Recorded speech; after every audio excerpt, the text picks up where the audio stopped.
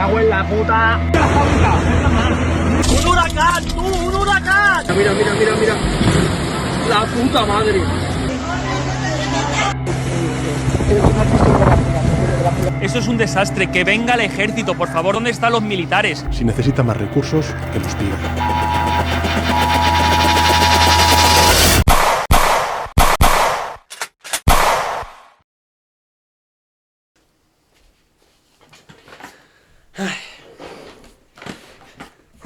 Vale.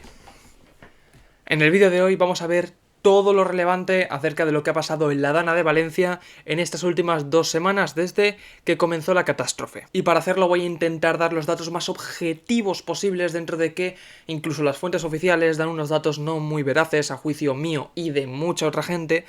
Así que voy a intentar tanto dar los datos oficiales y en teoría objetivos y veraces, y también contrastarlos con información subjetiva de testimonios o de mi propia opinión. Así que empecemos. La Dana.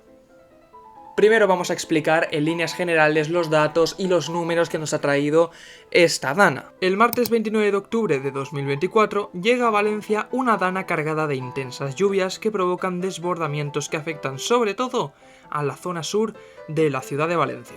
Desde las 4 de la tarde hasta la noche se vivían episodios trágicos completamente desagradables y que acabaron con muchas vidas. Estamos hablando de que hoy, a día 11 de noviembre, contamos con más de 200 víctimas mortales, pero ojo que también con 89 desaparecidos, los cuales a esas alturas se espera que alcen de forma muy pronunciada el contador de víctimas. A esto hay que añadir que la veracidad de estos datos es un poquito confusa, es decir, son unos datos que sí que es cierto que son los oficiales, pero que se alejan de lo que muchas personas creen o lo que muchas personas dicen saber. Pero sobre esto profundizaremos más adelante en el vídeo. Lo que sí sabemos es que esta Dana se ha posicionado como la catástrofe natural más grande de la historia reciente de España, y a su vez es creo que la segunda o de las primeras de toda Europa, destrozando negocios, parkings, coches, casas, familias y dejando la calle completamente intransitable en algunas zonas y cargadas de lodo hasta las rodillas.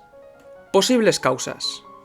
Nos dirigimos al año 1957, Valencia. Era un día normal en la ciudad, un simple 14 de octubre, el cual acabó siendo uno de los días más trágicos en la historia reciente del país. La conocida gota fría que suele azotar la ciudad anualmente, sobre octubre o noviembre, hace desbordar el río Turia, el cual atraviesa la ciudad entera, haciendo que el agua destroce todo lo que se encontraba en su camino. Al final de la tragedia se documentaron 81 víctimas mortales, además de innumerables daños materiales. A todo esto, el aquel entonces líder del territorio español y dictador Francisco Franco tuvo la iniciativa de desviar el río Turia por el sur de la ciudad, construyendo un nuevo cauce y dotándolo de presas para evitar una catástrofe similar. Sin embargo, tras su muerte, los posteriores gobernantes, haciendo énfasis en los más actuales, han destinado muchísimo dinero público en la destrucción de dichas presas, haciendo que España lidere la lista de países que más embalses y presas ha derribado en los últimos años, siendo 560 infraestructuras de este tipo las derruidas en los últimos 20 años, de las cuales 256 fueron derruidas entre 2021 y 2022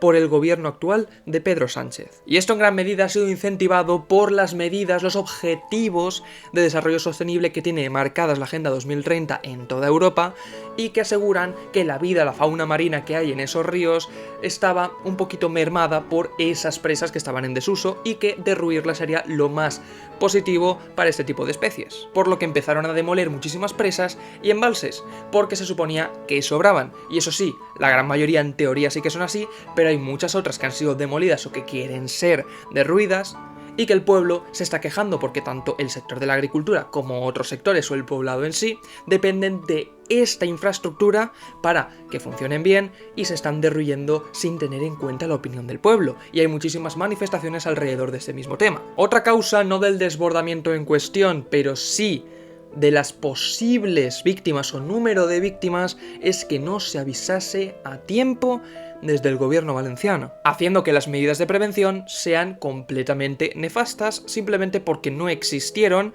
porque desde las 4 de la tarde ya había gente con sus pueblos inundados, y el aviso llegó nada más y nada menos que a las 8:11 de esa misma tarde. por lo que llegaba demasiado tarde. Esta es innegablemente la principal causa por la cual tuvimos tantas víctimas mortales y materiales, que también son importantes. Y esto es negligencia pura del gobierno valenciano, ya que la EMET ya avisaba días antes, incluso dio la alerta roja ese mismo día, el martes, el 29 de octubre, a las 7 de la mañana.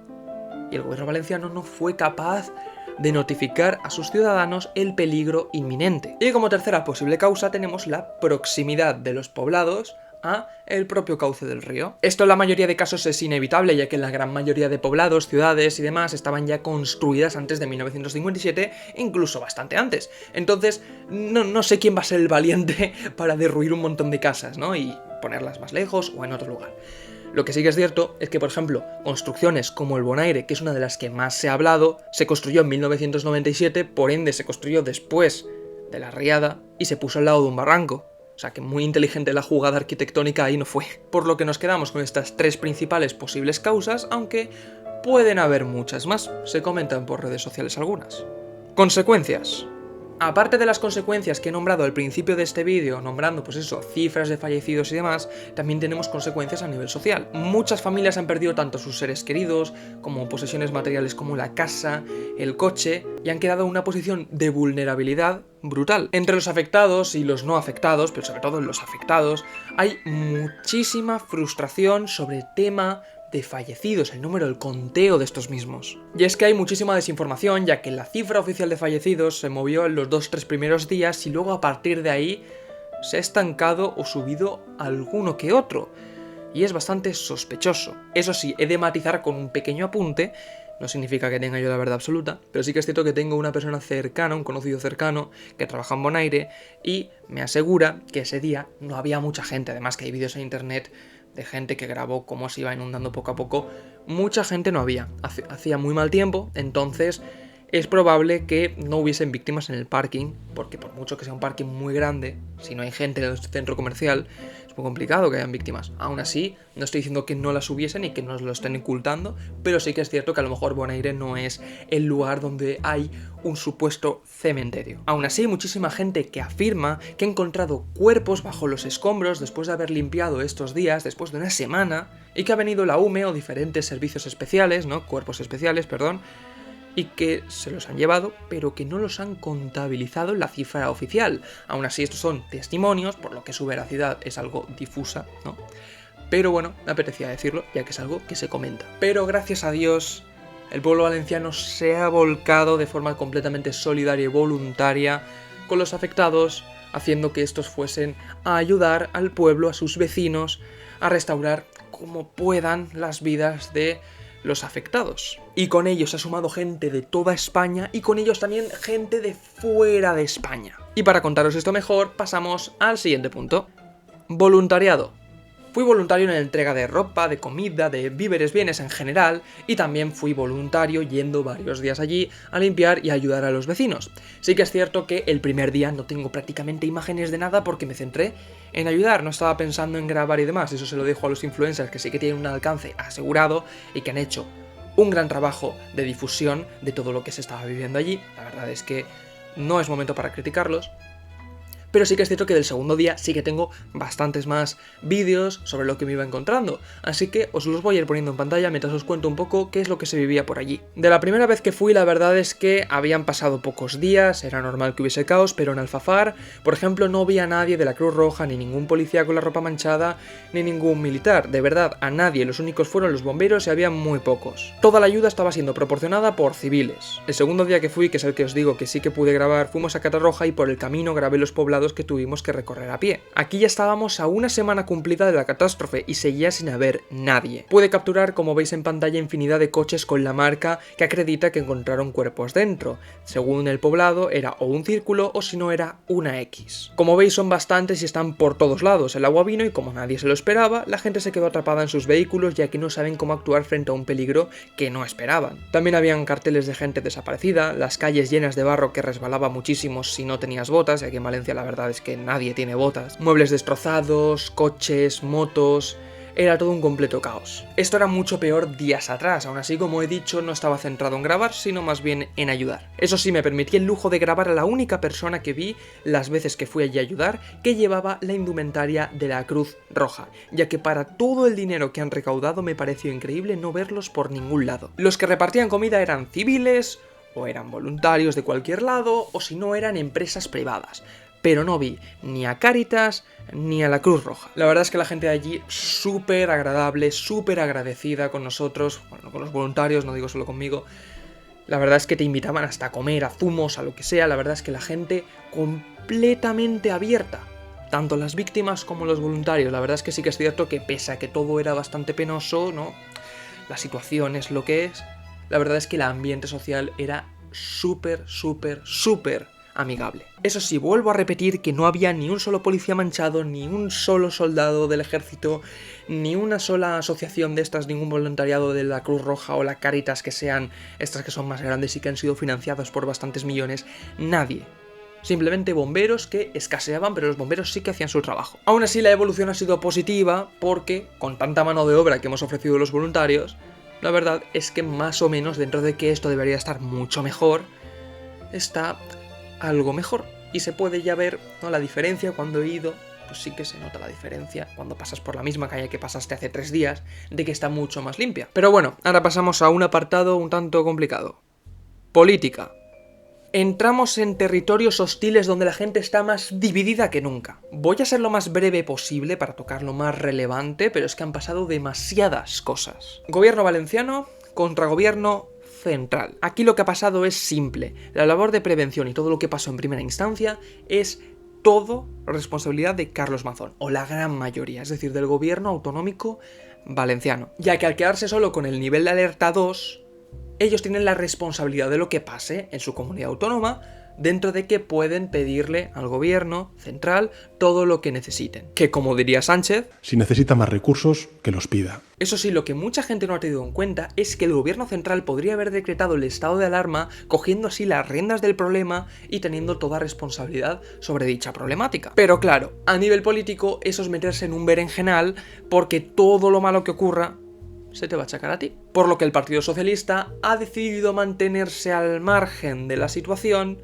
aunque esto se pueda entender como una omisión de socorro, lo que los convierte ya no solo en culpables a nivel moral, sino también a nivel legal, ya que, como afirma el abogado Curro Nicolau, es competencia del Gobierno Central de España no activar el estado de alarma contemplado en el artículo 4A de la Ley Orgánica 4 de 1981 del 1 de junio. También lo culpa de restringir al ejército de determinados derechos fundamentales como el derecho de libre circulación contemplado en el artículo 19 de la Constitución Española, y que es competencia de Sánchez ordenar la intervención de las Fuerzas Armadas como figura en el artículo 6.2 de la Ley Orgánica 5 de 2005 de 17 de noviembre de la Defensa Nacional. Y todo esto sumado, claro está, a la moral. Por lo que nos encontramos, como no, con dos bandos que van a intentar delegar la máxima responsabilidad posible al contrario, para ellos liberarse de la máxima responsabilidad, y a su vez utilizando la comunicación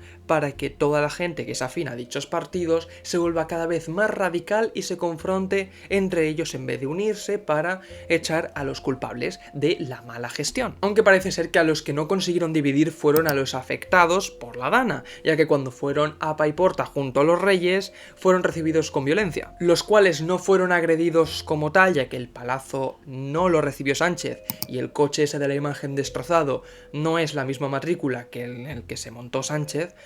Pero sí que es cierto que, por ejemplo, la reina Leticia acabó con la cara manchada de barro, y todos en general, pues eso, fueron agredidos con barro y demás cosas que se lanzaron. Y también, como consecuencia, pues cancelaron su visita a Chiva, a lo que posteriormente el presidente del gobierno, Pedro Sánchez, calificaría de elementos marginales a todos los que lo agredieron o lo intentaron agredir. Pese a lo que pueda suceder con algunos violentos absolutamente marginales. Y claro, acabaría diciendo que son solo los de la extrema derecha los que lo atacaron, cosa que ha desmentido la propia Guardia Civil, aclarando que no hay nada que apunte a que esto sea verdad. Y mientras también tenemos a Mazón, el cual se mostró completamente vulnerable y miedoso a todo lo que estaba pasando a su alrededor. El mismo que nada más entrar a la presidencia lo que hizo fue reducir la financiación a seguridad del Estado, y metérsela a los toros. Increíble jugada, Amazon. Y todo esto lo que dejó fue un pueblo completamente frustrado, completamente enfadado y que tuvo la potestad de manifestarse, pero no salió del todo bien. Manifestaciones. Se convocaron dos manifestaciones, una el día 9 de noviembre y otra el día 15 de noviembre. La del día 9 presuntamente oficial y la del 15 no. Digo presuntamente porque yo no he encontrado ningún sitio donde realmente se corrobore que era oficial. Pero es lo que se difundió por las redes, que la única oficial era la del día 9 y que la otra estaba convocada simplemente por la extrema derecha para intentar tirar a Sánchez. Aunque si nos vamos a los objetivos de cada una, encontramos con que la supuesta oficial solo va en contra de Amazon y que está organizada por entidades públicas afines a partidos de la izquierda, y la manifestación del día 15 tiene como objetivo criticar la gestión de ambos gobiernos. Y un apunte que quiero dar es que en España las manifestaciones no oficiales son completamente lícitas y legales. Lo único que diferencia una oficial de no oficial es que la oficial pues sí que ha sido permitida por las autoridades y que en caso de que se líe allí, el organizador de una no oficial lo va a tener un poco más crudo que la que sí que ha tenido el permiso de las autoridades. Pero ya está, no es más importante o menos importante. Aún así yo me presenté a la manifestación del día 9, ya que lo que realmente pienso es que en vez de estar divididos y contribuir yo mismo a esa división, no yo voy a una y otra no porque los objetivos tal y cual, lo que pienso es que la gente va a ir, va a aprovechar la ocasión de juntarse y hacer, pues eso, una reunión para poder manifestarse y tener el objetivo común de manifestarnos por ambos gobiernos. La verdad es que acudió bastante gente, la cifra aproximada es de unas 130.000 personas y todo parecía que iba a ir bien. Hasta que llegamos. El panorama, como veis en las imágenes, eran banderas comunistas, banderas de Palestina, banderas de Cataluña, de la República, es decir, nada que ver con la Dana. Hasta el Partido Comunista estaba repartiendo panfletos y realizando encuestas, es decir, un despropósito. Los cánticos algunos sí tenían que ver con la Dana y otros no, aunque he de decir, y en pantalla lo estaréis viendo, que sí había gente exigiendo responsabilidad a ambos gobiernos, que es como debe ser. Pero éramos una minoría, ya que a continuación vais a ver cómo iniciábamos un cántico y no se nos unió nadie. Sánchez y Mazón, la misma mierda son. Sánchez y Mazón, la misma mierda son. Sánchez y Mazón, la misma mierda son. Sánchez y Mazón, la misma mierda son. Sánchez y Mazón, la misma mierda son. Sánchez y Mazón, la misma mierda son. Sánchez y Mazón, la misma mierda son. Era la segunda vez que iniciábamos el cántico, que nadie nos seguía y a mí personalmente me mandaron a callar diciendo que no era correcto lo que estaba diciendo. No estuve mucho más tiempo allí porque, visto el panorama, veía que más o menos a nivel general no tenía un sentimiento ni un objetivo afín a lo que yo creía que era lo correcto. Así que nos fuimos y además se ve que hicimos bien porque luego se empezó a liar con las bengalas y la policía. Volveré a presentarme a la del día 15, a ver si allí me encuentro con gente con sentido común y no me encuentro ahora gente pues del otro bando, diciendo Franco, Franco, Franco, arriba la falange y que viva el rey. Conclusión. Nos encontramos a 2 semanas después de la catástrofe, una vez estamos grabando este vídeo, y he de decir que no parece que esto haya mejorado mucho, o mejor aún, no ha tomado el rumbo que debería de haber tomado. Las cifras de fallecidos mágicamente suben, luego se estancan, luego resucita gente porque te dicen un día después que hay menos fallecidos, un despropósito. Los voluntarios cada vez menos porque tenemos que volver a la rutina, a nuestros trabajos, a nuestros estudios y tenemos menos tiempo para poder ayudar a las víctimas, y la gente, las víctimas, viviendo en pocilgas, que no pueden ni ir al baño ni pueden hacer nada en su casa tranquilos, sin estar llenos de barro o sin estar ahora con el tema de las infecciones, que esto... Ambos gobiernos mostrando indiferencia absoluta sobre lo que está pasando y aprovechándose de la situación para ver si podemos tirarle más mierda al otro. Por lo que esto ha sido mi análisis completo de la Dana de Valencia. Perdonad si en este vídeo ha habido más subjetividad que objetividad, sé que no es lo normal, yo intento hacer investigaciones sobre temas que me suscitan interés para promover la cultura y lo intento hacer desde un punto de vista objetivo, pero la verdad es que aquí me parecía bastante complicado dar un punto de vista objetivo porque pienso que la objetividad no existe y a juicio del que hace el vídeo, que soy yo, pienso que no es correcto dar unos datos que no pienso que sean veraces. Así que bueno, una vez decimos esto, creo que hoy es un gran día para agradecer que tengo techo, que tengo luz, que tengo agua y que tengo comida y que tengo a mi familia. Creo que es algo que todos deberíamos hacer, agradecer diariamente lo que tenemos porque no sabemos cuándo lo podemos perder. Ya sabéis que si os ha gustado el vídeo podéis suscribiros aquí abajo y dejar un comentario con vuestra opinión, que ya sabéis que yo de ello aprendo un montón. Y nada, nos vemos en el próximo vídeo.